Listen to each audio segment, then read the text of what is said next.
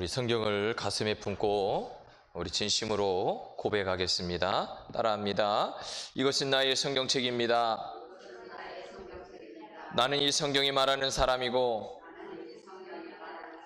이 성경이 말하는 것을 가지고 있으며 이 성경이 할 수 있다는 것을 할 수 있습니다. 오늘 하나님 말씀을 통해 이 말씀을 깊이 묵상하고 마음속에 받아들여 반드시 변화될 것을 예수님의 이름으로 기도합니다. 아멘. 할렐루야. 하나님의 축복의 전화 여러분에게 가득하기를 축원합니다. 오늘 이 시간이 지금까지 있어서 여러분의 최고의 시간이 되기를 주의 이름으로 축복합니다. 우리는 자녀를 출생한 것이 큰 축복으로 여깁니다. 그런데 오늘 본문은 이 신성한 출산 이후 부정하다라는 단어로 시작합니다. 왜 그럴까? 왜 이 큰 축복이 부정하다라고 말씀하는 걸까? 하나님께서는 왜 생명의 출발점에서 정결 예식을 명하셨을까? 오늘 말씀을 통해 우리가 이 12장만 보면 오해의 소지도 있고 또 12장만 보면 이게 무슨 얘기일까라고 하는 생각을 가질 수 있는 게 질문과 물음표를 던질 수 있는 게 이 12장의 말씀입니다. 짧은데 질문이 많은 게 12장입니다. 그런데 오늘 하나님은 이 출산을 통해서 하시고자 하는 말씀이 있었고 그것은 하나님의 거룩하신 뜻을 우리가 알고 깨달아서 우리의 삶이 이 은혜 가운데 살아가기를 원하고 있다는 것입니다. 자, 첫 번째는 읽겠습니다. 시작. 네, 이 12장의 시작은요, 우리에게 거룩한 여정에 대한 말씀인데 이 모습을 어떻게 봐야 되냐면 하나님의 시선으로 봐야 되는데 하나님의 시선으로 보지 않고 우리의 세상적인 기준으로 보면 이해가 되지 않습니다. 출산은 부정하지 않아요. 하나님은 부정하다고 말씀한 게 아니에요. 그런데 우리는 문자 그대로만 우리가 받아들이니까 문제가 되는 거예요. 오늘 12장의 여성 출산 이후에 해야 될 정결 규례에 대해서 다루고 있는데 본문을 읽을 때 많은 사람들이 의문을 갖습니다. 왜 하나님은 여인이 아이를 낳은 후에 이 부정하다라고 말씀하셨을까?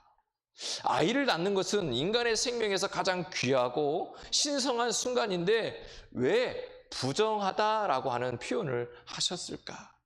이런 질문 앞에 우리가 생각하는 도덕적 부정이나 더러움과는 전혀 다른 차원을 말씀하고 있는 부정이라고 하는 단어를 사용했다고 하는 겁니다. 본문의 핵심은요, 출산이라는 행위 자체가 부정하다라고 하는 것이 아니라 출산 이후에 여인의 몸에서 일어나는 자연적인 현상인 산혈의 유출과 관련된 말씀을 하고 싶은 거예요. 그러니까 하나님은 창조의 질서 안에서 여성을 독특한 존재로 지으시고 또 생명을 낳는 특권을 허락하셨다고 하는 것을 말씀하고 싶은 거예요. 그래서 창세기 1장 28절 뭐라고 말씀하고 있죠? 생육하고 번성하라. 이게 하나님의 첫 번째 명령이에요. 그 명령이 뭐냐면 생명을 향한 축복이란 말이에요. 시편 127편 3절에도 이렇게 말씀해요. 자식은 여호와의 기업이요 태의 열매는 그의 상급이다 라고 말씀하는 거예요. 그런데 하지만 레위기에서는 그러한 생명의 축복 이후에 일정한 기간 동안 뭐라고 하냐면 부정하다라고 규정을 해요. 왜일까요? 이 부정함은 도덕적인 잘못이나 죄의 결과가 아니라는 거예요. 고대 사회에서는 피는 뭐예요? 생명이고 동시에 죽음을 상징하는 게 피라는 거예요. 그러니까 출산 후 쏟는 피는 여인의 육체적, 정서적 소진을 이야기하는 거예요. 그러니까 모든 힘을 다 쏟았다는 거예요. 그래서 이는 예배와 성소에 들어가기 전에 반드시 뭐가 필요하냐? 회복이 필요하다는 거예요. 그러니까 우리에게 하나님은 이것을 통해서 회복의 준비가 필요하다고 하는 것을 말씀하고 싶은 거예요. 특히 부정함은요, 남자아이를 낳을 때와 여자아이를 낳을 때 그 기간이 달라요. 여성이 출산 후 회복도 하는데 필요한 시간과 공동체적 안정성을 고려한 하나님의 질서를 말씀하고 싶은 거예요. 좀 어려운가요? 근데 어려워요. 어쩔 수 없어요. 그런데 우리가 잘 기억해야 돼요. 원래 짧을수록 어렵습니다. 길수록 쉬워요. 하나님은요, 여성을 깎아내리려고 하는 것이 아니라 여성의 연약함을 고려해서 회복의 시간을 충분히 줘야 된다라고 하는 말씀을 하고 싶은 거예요. 그러니까 여기서 중요한 것은 출산을 부정하게 여기는 것이 아니라는 점이에요. 자꾸 그 부정에 붙들려서 생각하고 있으면 안 돼요. 출산은 오히려 하나님이 축복이라고 말씀하고 있고, 그 가정 속의 피해 유출과 약함을 정결의 예식을 통해서 회복시키고자 하는 하나님의 은혜라고 하는 거예요. 그래서 정결 규례로 우리는 기억해야 돼요. 자, 우리는 하나님의 시선으로 출산을 바라봐야 하는데, 육아의 수고와 피로의 속에서도 생명을 주신 하나님께 감사할 수 있어야 되는 거예요. 자, 오늘을 살아가는 우리에게 다시금 던지는 거예요. 우리도 이 진리를 마음에 새겨야 돼요. 그러니까 자녀를 낳고 기르며 겪는 육체적인 것, 또 정신적인 어려움 속에서도 하나님의 은혜를 붙들고 살아가야 된다는 것을 말씀하고 싶은 거예요. 출산은요, 단순한 생물학적 그런 사건이 아니라 하나님의 창조 사역 안에 동참하는 그 모습이라고 하는 것을 기억해야 돼요. 그러니까 하나님의 창조 사역에 동참하다 보니까 뭐예요? 영광이라는 거예요.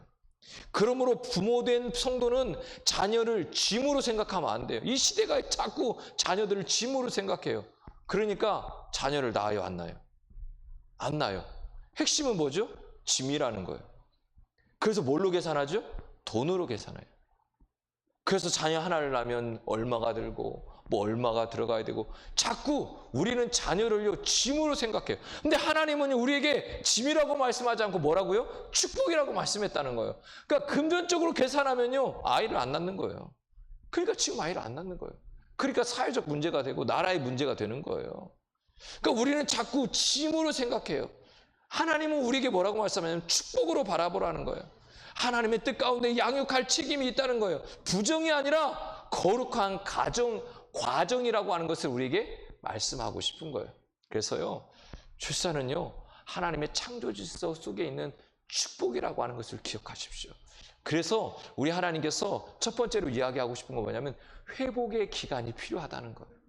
자, 두 번째는 뭘 눌렀는지 만졌는지 안 들어갑니다. 예, 읽겠습니다. 시작. 예, 정결함을 위한 기다림과 회복의 시간을 말씀하고 싶은 거예요. 그러니까 산열의 정결 규례는요 하나님의 질서예요. 그러니까 본문 4절과 5절에 보면 출산 이후에 여인에게 정결 기간을 구체적으로 말씀하고 있잖아요. 아들을 낳을 경우 7일 동안 부정하고 이후 33일을 더해 40일 동안 정결하지 못하며, 딸을 낳았을 때는 14일을 부정하고 62일 동안 정결하지 못해서 80일을 주어져요. 그러니까 40일과 80일을 주어지는데 이 기간에는 성물에 손을 대지 못하고 성소에 들어가지 못한다는 거예요.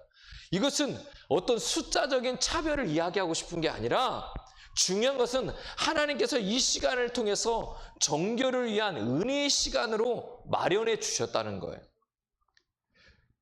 도덕적 오염이나 죄악 때문이 아니라는 거예요. 당시 문화 속에서 이 피해 유출은 생명의 소진이라는 거예요. 그래서 우리가 하나님 앞에서 나가기 위해서 뭐가 필요해요? 준비할 시간, 우리의 상태가 필요하다는 거예요. 그래서요, 우리 안에 이 출산이라고 하는 것은 피와 고통이 수반되기 때문에 육체적인 소진이 분명히 있고, 이 육체적인 소진 후에 우리에게 필요한 게 뭐라고요? 회복의 시간이 필요하다는 거예요. 이는 하나님께서 여성의 연약함을 돌봐주시려고 하는 배려라고 하는 거예요. 그래서 회복의 기간을 공동체 안에서 인정해 주시는 질서의 표현인 거예요. 여인은 일상적인 예배나 제사에 참여하기가 자유로워지는 기간이라는 거예요. 그러니까 금지가 아니라 휴식과 회복이에요. 자, 우리가 뭘 경험했어요? 코로나를 경험했어요. 코로나를 경험하니까 자꾸 우리에게 붙는 단어가 뭐예요? 격리예요, 격리. 근데 하나님은 이거를 격리라고 얘기하지 않아요. 우리에게 뭐라고 말씀하냐면 회복의 시간이라고 말씀하는 거예요. 회복으로 보는 거예요. 그러니까 정결이 너무도 중요한 거예요. 죄의 용서가 아니라 생명의 회복의 시간이 전제된다라고 하는 것을 말씀하고 싶은 거예요. 그래서 우리에게 주님께서 무슨 말씀하냐면 따라하겠습니다. 잠시 멈춤. 사랑하는 성도 여러분, 우리에게 잠시 멈춤의 시간이 필요하다는 거예요. 그 시간 속에서 회복하고 다시 예배로 나오는 시간이 필요하다라고 말씀하고 있는 거예요. 이 시대는 얼마나 바빠요. 바쁘고요, 바빠요. 뭘 하는지 모르겠지만 아무튼 바빠요. 바쁘게 시간은 지나왔는데 뭐예요? 별로 남는 게 없을 때가 많아요. 그럼 도대체 무엇에 바쁘게 시간을 보냈다는 겁니까? 그런데 아무튼 늘 바쁘고 바쁜데 이 바쁨 속에서 뭐라고 말씀하냐면 우리가 하나님 앞에 무릎 꿇을 수 있는 시간조차도 부족하다라고 이야기하는 거예요. 그런데 하나님은 우리에게 뭐라고 말씀하냐면 잠시 멈추라는 거예요. 그리고 회복의 시간을 가지라는 거예요. 우리가 무엇인가를 하나 했으면 잠시 멈추라는 거예요. 그리고 그 멈춤의 시간을 통해서 우리가 회복되고 다시 예배로 나올 수 있는 시간을 가지라는 거예요. 오늘 저나 여러분이 이 시간을 어떻게 나왔어요? 하나님 우리에게 이 시간이 인생의 전환점이 되기를 원하는 거예요. 그러니까 우리에게 예배를 왜 회복하실까? 하나님이 6일 동안 열심히 살아가다가 7일에는 안식하라는 거예요. 쉼을 가지라는 거예요. 오늘 저나 여러분이 이 예배를 통해서 쉼을 누리고 있나요? 아니면 짐이 되고 있나요? 점검해 보라는 거예요. 이 시간이 저나 여러분에게 지금 짐이 되고 있다고 한다면 우리가 다시 잠시 멈춰야 돼요. 예배는 우리에게 회복의 시간이고요. 다시 일어설 수 있는 시간인 거예요. 그래서 이 시간을 통해 이 예배를 통해서 우리가 회복될 뿐만 아니라 이 예배를 통해서 우리가 또 한 주간을 살아갈 수 있는 힘을 얻는 거예요. 은혜를 누리는 거예요. 그래서 이 시간이 우리가 뭐가 되냐면 은혜의 시간이 되어야 돼요. 그래서 그 은혜를 통해서 부어주신 하나님의 공급하시는 새 힘, 새 능력을 받고 우리가 다시 나가야 되는 거예요. 그런데 이 시간이 짐이 되면요, 한 주간을 살아가는데 여전히 똑같은 시간, 아무런 힘이 없이 고통과 어려움 속에 살아가는 그런 시간이 될 수밖에 없어요. 근데 하나님은요, 오늘 이 12장의 말씀을 통해서 우리에게 그 말씀하고는 거예요. 잠시 멈추라는 거예요. 기다리라는 거예요. 그리고 우리의 삶이 회복되라는 거예요. 오늘 이 예배를 통해서 우리가 다시 잠시 멈췄다가 하나님 주시는 새 힘을 공급받고 우리가 살아갈 수 있는 힘을 얻으라고 말씀하고 있는 거예요. 우리 옆 사람 보고 한번 인사해요. 멈춰 섭시다. 다시요. 인사해요. 멈춰 섭시다. 또 인사해요. 회복합시다. 할렐루야. 우리가 멈춰 서는 것은요, 그냥 아무것도 하지 말라는 게 아니에요. 잠시 멈추는 것은요, 회복의 시간이라고 하는 것은 우리가 하루를 점검하는 거예요. 아침에 눈을 뜨고 새벽에 나와 기도하고 예배 드리는 이유는요, 그 시간을 잠깐 멈추는 거예요. 그리고 하루를 생각하는 거예요. 하나님, 오늘 하루 내가 직장에 가서 아니면 생활을 하면서 누구도 만나고 어떤 일도 만나고 어떤 일이 일어납니다. 이 시간 속에 내가 어떻게 해야 될까요? 내가 지혜가 필요하면 지혜를 주시고요. 이 상황 속에 내가 만나야 될 사람이 있다면 필요한 사람들을 만나게 해주시고요. 그래서 오늘 하루를 하나님 주시는 은혜 가운데 잘 지낼 수 있도록 하나님 나에게 은혜 달라고 기도하는 시간이 잠깐 멈춤의 시간이에요.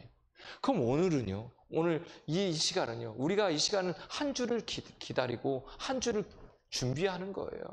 하나님 나를 회복시키시고 한 주를 살아갈 수 있는 힘과 은혜를 공급해 달라고 기도하고 또 회복하는 시간이 바로 오늘 이 시간인 거예요. 오늘 저나 여러분이 이 시간, 이 예배를 통해서 우리의 삶이 회복되기를 주의 이름 축복합니다.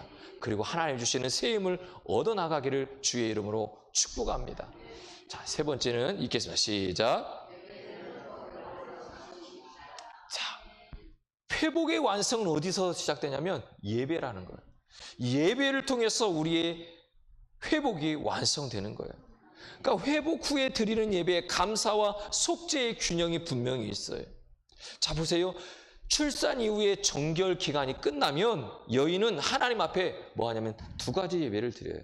번제와 속죄제를 드려요. 앞에서 번제, 속죄제는 말씀드렸으니까 드리는 거예요. 중요한 것은 이 정결 예식의 마무리가 뭐라는 거예요? 예배라는 거예요. 예배. 아무리 회복의 시간이 주어졌다 할지라도 그것이 예배로 이어지지 않으면 완성되지 않는 거예요. 뭐가 완성되지 않을까? 거룩함이 회복되지 않는 거예요. 하나님은요, 내가 거룩하니 너희도 거룩하라고 말씀하잖아요. 그게 뭐냐면 우리의 삶 속에 회복의 시간을 통해서 그것이 예배로 이어지고 그 예배를 통해서 우리가 거룩함이 완성되기를 원하는 거예요. 오늘 완성되면 또 한 주 동안 쓰는 거죠. 사용하는 거예요. 예배는 하나님의 백성이 하나님과의 관계를 회복하는 최고의 통로예요. 정결함의 결실이 바로 예배라는 거예요. 그래서 6절을 보면 여인은요, 번제와 속죄제를 함께 드리게 되어 있어요. 번제는 헌신을 의미하잖아요. 속죄제는 죄사함과 정결함을 의미해요. 이 두 가지 예배를 뭐 한다고요? 동시에 같이 드린다고요. 그러니까 육체적으로 회복되는 것만이 아니라 하나님과의 영적 관계도 회복되는 시간이라고 말씀하는 거예요. 흥미로운 것은 경제적인 형편에 따라 재물을 조정할 수 있도록 하나님이 또 배려까지 해주셨다는 거예요. 하나님은 형식보다 중심을 보신다는 거예요. 오늘 저나 여러분이 드리는 중심을 보고 계시다라고 말씀하고 있는 거예요. 오늘 우리는 동일한 진리를 실천하면서 살아가야 합니다. 하나님은 우리의 삶을 회복시켜 주시기를 원하고 계십니다. 다시 우리가 그 거룩한 예배의 자리로 부르심 앞에 나오기를 원하고 계십니다. 이제 우리는 하나님 앞에 나와야 합니다. 감사와 속죄 제물을 가지고 다시 나를 예배 앞에 세워야 합니다. 사랑하는 성도 여러분, 예배는 단순히 주일 아침에 와서 드리는 의무가 아니라는 거예요. 우리의 인생을 향한 하나님의 은혜에 대한 반응이라고 말씀하고 있는 것입니다. 진정한 예배는 정결함을 마친 후 하나님 앞에 나아가 드리는 헌신의 표현이라는 겁니다. 그러면 우리가 다시 예배의 감격을 회복할 때가 바로 이 시간, 지금이라는 거예요. 우리의 삶의 생업도 또 육아도 마음의 상처도 오늘 이 자리에서 하나님 앞에 예배드리는 이 시간을 통해서 하나님께 드리는 거예요. 우리의 능력이 아닌 하나님이 아시는 우리의 형편, 하나님 받아주셔서 하나님의 사랑을 믿고 우리가 이 예배를 드릴 때에 하나님은 이 예배를 통해서 우리를 회복시키신다고 말씀하고 있습니다. 우리 인생의 거룩함의 여정을 보면 생명의 축복과 회복의 질서와 헌신의 예배를 말씀하고 있어요. 오늘 12장의 말씀이 이 세 가지로 압축하고 있는 거예요. 그래서 하나님은요, 하나님께서 출산이라고 하는 생명의 축복을 어떻게 바라보고 또 회복과 예배의 질서를 어떻게 인도하고 계시는지를 우리에게 분명히 말씀하고 계시다는 거예요. 사랑하는 성도 여러분, 오늘 이 말씀을 통해 단지 출산에 관한 율법을 배우는 것이 아니라는 거예요. 우리의 인생 전체가 하나의 출산과 회복과 예배의 여정임을 기억하라는 거예요. 그래서 우리는 12장을 읽을 때 뭘 기억해야 돼요?